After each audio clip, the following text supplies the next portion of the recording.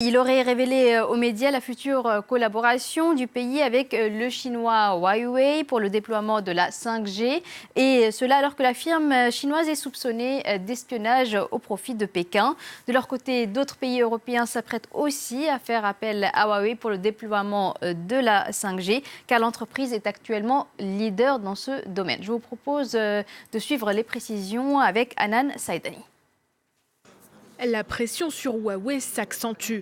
Lundi dernier, les États-Unis avertissaient leurs alliés. Faire appel à Huawei pour déployer la 5G freinerait l'échange d'informations sensibles. Devant le Parlement, Theresa May veut se montrer prudente. Nous sommes déterminés à prendre des décisions étayées par une évaluation du risque zéro et techniquement fondée.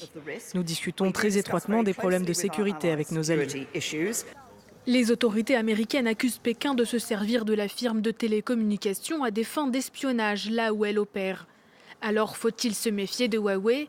Plusieurs éléments peuvent le laisser penser. Une loi de 2007 oblige tout citoyen chinois à collaborer avec la sécurité nationale.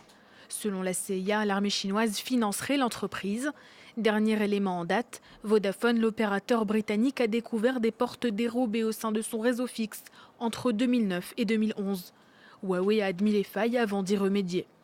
Enfin, le fondateur de Huawei est un ex-ingénieur militaire et ancien cadre du Parti communiste. Mais derrière ces accusations, les contours d'une guerre économique. Huawei domine le marché de la 5G. Ne pas faire appel à la compagnie retarderait de 2 ans le déploiement du réseau chez les Européens. Du côté américain, Cisco, Intel ou Qualcomm s'imposent comme de sérieux concurrents. Le gagnant imposera ses standards avec à la clé un avantage économique et technologique. Enfin reste la bataille des microprocesseurs 5G compatibles. Les États-Unis, pour le moment, en pointe, sont talonnés par la Chine.